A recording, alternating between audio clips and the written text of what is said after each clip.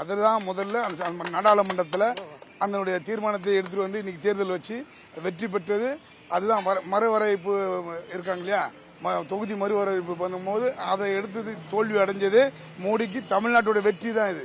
இது முத்துவேல் கருணாநிதி ஸ்டாலினுடைய களம் தான் நிற்கிறது, தவிர வேற ஒன்றும் இல்லை. செய்திருக்க திட்டத்தை சொல்றோம், செய்திருக்கிறது சொல்றோம், சொல்வதைத்தான் செய்வார், செய்வதைத்தான் சொல்வார் ஐயா கலைஞர் அவர்கள். அதே போல செஞ்சிருக்க திட்டத்தை சொல்றோம். இப்போ கடலோரத்தில் பார்த்தீங்கன்னா 100 கோடி ரூபாய்க்கு நம்முடைய காசிமேடு கடலோரத்தில் வேலை செஞ்சிருக்கோம். 10 ஆண்டு காலமாக ஏதாவது ஒரு 1000 ஒரு கோடி 100 கோடி ஒன்று எந்த விதமான ஒரு வேலையும் அங்கே செய்யல. இன்னைக்கு பார்த்தீங்கன்னா நம்ம எபினேசர் வந்த பிறகு ஒரு 100 கோடி ரூபாய்க்கான திட்டத்தை கொண்டு வந்து அந்த கடலோரத்தை டெவலப் பண்றாங்க. அதே போல பல திட்டங்களை கொண்டு வந்த அரசு தான் இந்த அரசு, இந்த திராவிட மாடல் அரசு. இல்லம் தேடி கல்வி, மக்களை தேடி மருத்துவம், நான் முதல்வன் திட்டம், காலை உணவு திட்டம், மகளிர் பேருந்து, விலையில்லா பேருந்து, குடும்ப தலைவர்களுக்கு மாதம் 1000 ரூபாய். அது 2.0 2026 ஆட்சி வரும்போது அது 2000 ரூபாய் மாற்றி தரேன்னு சொன்னது. காலை உணவு திட்டத்தை 1ஆம் வகுப்பிலிருந்து 8ஆம் வகுப்பு வரைக்கும் உயர்த்தி கொடுத்தது. இதுபோல் பல நல்ல திட்டங்களை கொண்டு வந்த அரசு தான் நம்முடைய திராவிட மாடல் அரசு. அண்மையிலே பார்த்தீங்கன்னா நம்முடைய அந்த ஆர்கே நகரில் காசிமா, இந்த காசிமாவை அமெரிக்காவுக்கு அனுப்பி கோல்டு மெடல் சாதாரண வரையும் சாமானிய ஆக்கின அரசு இந்த திராவிட மாடல் அரசு. இந்த திராவிட மாடல் அரசுடைய துணை முதலமைச்சர் தான் இளம் தலைவர் அண்ணன் உதயநிதி அவர்கள். நம்ம காசிமாவுக்கு அமெரிக்காவுக்கு அனுப்பி இப்போ கீர்த்தனான ஒரு பொண்ணு அனுப்பி அவங்களும் போய் கோல்டு மெடல் வந்திருக்காங்க.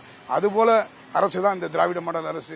எல்லாருக்கும் எல்லாம் எண்ணக்கூடிய வகையில் இன்னைக்கு மீனவர்களாக இருந்தாலும், அது சுற்றி வாழக்கூடிய ஆர்கே நகர் வாழக்கூடிய அனைத்து வியாபாரிகளாக இருந்தாலும், மக்களாக இருந்தாலும் எல்லோருக்கும் எல்லாம் என்னக்கூடிய திட்டத்தை கொண்டு வந்து சேர்க்கக்கூடிய அரசு திராவிட மாடல் அரசு. இந்த திராவிட மாடல் அரசுடைய சட்டமன்ற உறுப்பினர் தான் எபினேசர். அவருக்கு பெருவாரியான வாக்கு வித்தியாசத்தில் மீனவர்கள் வாக்குகளை அளிப்பார்கள் என்பதை நான் தெரிவித்துக் கொள்கின்றேன். அதுதான் நாம என்ன சொல்றேன்னா, இப்போ நானும் அதை என்ன சொல்றேன்னா, அதுதான் அவருக்கு சொல்றேன். நான் திரும்பியும் அவர் இதுவரைக்கும் எதையும் ஜெயிச்சது இல்லை. வந்த தேர்தல் எல்லாம், அது நடந்து முடிஞ்ச தேர்தல் எல்லாமே அவர் தோல்வியை மட்டும் தான் கண்டிருக்காரு மோடி.